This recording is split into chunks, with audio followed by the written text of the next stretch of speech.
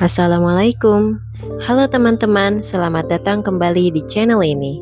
Kali ini kita akan membahas salah satu luka psikologis yang sering tersembunyi dan paling dalam, yaitu luka dari orang tua yang tidak pernah minta maaf.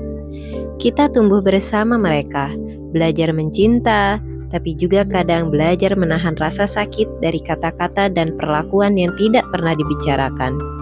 Banyak orang dewasa masih memikul beban masa kecil. Suara tinggi ayah, diamnya ibu, tatapan kecewa, atau kalimat kecil yang menyakitkan tapi tidak pernah ditarik kembali. Hari ini kita akan mendengar kisah tentang seorang yang bernama Dara, yaitu seorang perempuan yang mencoba mendamai dan dengan masa lalunya. Bukan karena orang tuanya berubah, tapi karena ia akhirnya memilih untuk sembuh. Kita sebut Dara, 31 tahun, bekerja sebagai dosen di universitas kecil, dan dari luar hidupnya terlihat tenang. Tapi setiap kali dia pulang ke rumah orang tuanya, perasaannya menegang, seperti kembali ke masa kecilnya. Ayahnya dulu keras, kata-katanya seperti palu, tegas, dan tanpa ruang untuk salah. Kamu tuh harus kuat, jangan banyak alasan. Lihat itu orang lain, bisa sukses karena enggak manja. Ibunya hanya lebih banyak diam. Tiap kali ayahnya marah, ibunya hanya menunduk dan berkata, "Sudah, jangan dijawab, biar nanti reda sendiri." Dara kecil hanya bisa menangis di kamarnya. Dan esok paginya seolah tidak ada yang terjadi. Tidak ada kata maaf, tidak ada pelukan, hanya rutinitas biasa, sarapan, sekolah, dan diam. Sampai akhirnya Dara belajar satu hal. Di rumah ini perasaan tidak penting. Dan yang penting adalah patuh, kuat, dan tidak membuat masalah. Yang dialami Dara ini dikenal dengan emotional neglect. Pengabaian emosi oleh orang tua, bukan karena kekerasan fisik tapi karena kebutuhan emosional anak yang tidak diakui. Anak yang tumbuh dalam situasi seperti ini biasanya belajar menyembunyikan perasaannya, merasa bersalah saat menunjukkan emosi, berpikir bahwa cinta harus dibayar dengan kesabaran yang tanpa batas. Fenomena orang tua tidak pernah minta maaf ini sering muncul dari pola asuh generasi lama, di mana otoritas lebih penting dari empati. Namun akibatnya, anak tumbuh dengan luka yang tak kasat mata. Perasaan tidak pernah cukup baik, dan sulit dipercaya bahwa dirinya pantas dicintai tanpa syarat. Kita kembali ke cerita Dara. Suatu malam, Dara bertengkar kecil dengan sahabatnya karena hal sepele.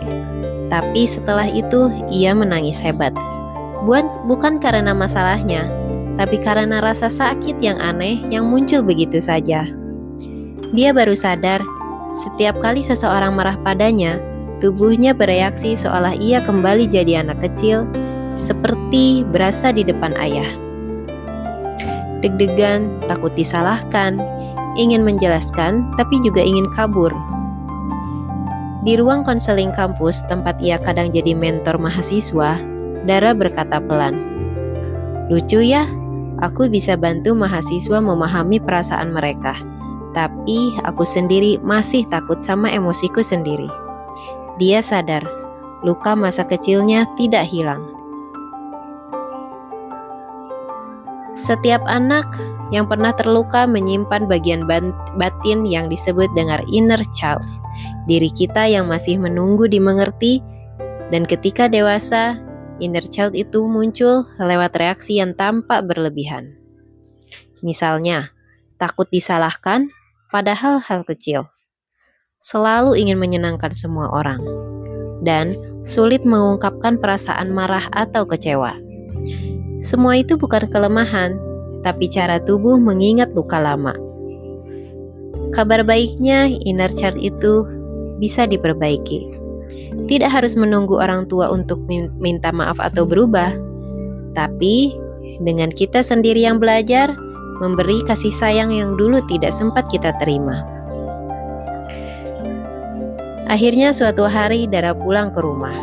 Ibunya duduk di ruang tamu menonton sinetron. Hening. Sampai akhirnya Dara berkata, "Bu, dulu waktu ayah sering marah, kenapa ibu gak pernah ngomong apa-apa?" Ibunya hanya menatap kosong. Dulu ibu berpikir diam itu cara terbaik. Kalau ibu lawan, malah makin ribut. Dara menunduk. "Tapi waktu itu aku kecil, Bu. Aku pikir aku yang salah. Aku pikir ayah marah karena aku gak cukup baik." Air mata menetes di pipi ibunya. "Maaf ya, Ra. Ibu gak tahu kamu ngerasa gitu." Itu bukan permintaan maaf yang sempurna, tapi buat Dara itu pertama kalinya ibu mengakui ada yang salah di rumah itu, dan itu cukup untuk memulai proses sembuh. Dalam psikologi, memaafkan bukan berarti melupakan, bukan pula membenarkan apa yang salah, tapi melepaskan diri dari ikatan rasa sakit yang terus terulang.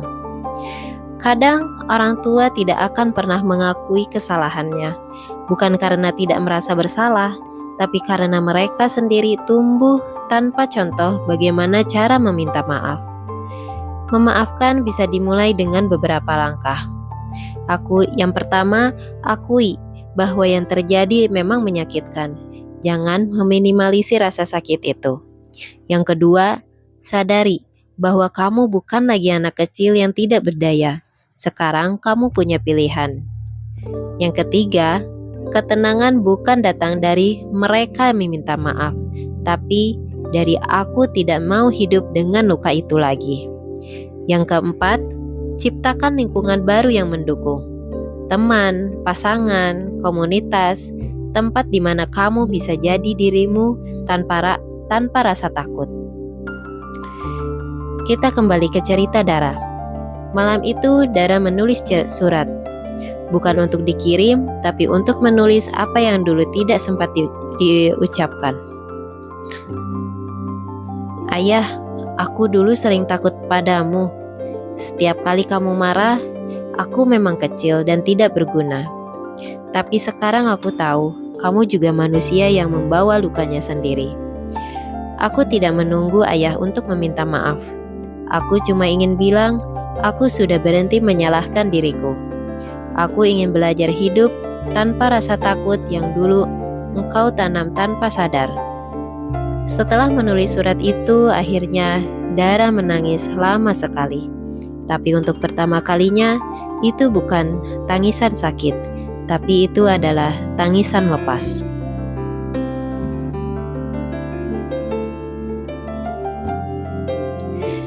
Teman-teman, banyak dari kita membawa luka dari rumah, dari orang tua yang tidak tahu cara minta maaf atau tidak tahu cara mencintai tanpa melukai. Tapi ingat, kita tidak harus mewariskan luka itu. Kita bisa memilih untuk berhenti di generasi kita. Memaafkan bukan tentang mereka. Memaafkan adalah tentang membebaskan diri, karena kita pantas merasa ringan. Kita pantas tenang, dan kita pantas dicintai tanpa harus jadi sempurna. Terima kasih sudah mendengarkan kisah Dara. Semoga kamu menemukan cara memeluk diri kamu yang pernah terluka dan menjadikannya utuh kembali. Terima kasih. Assalamualaikum.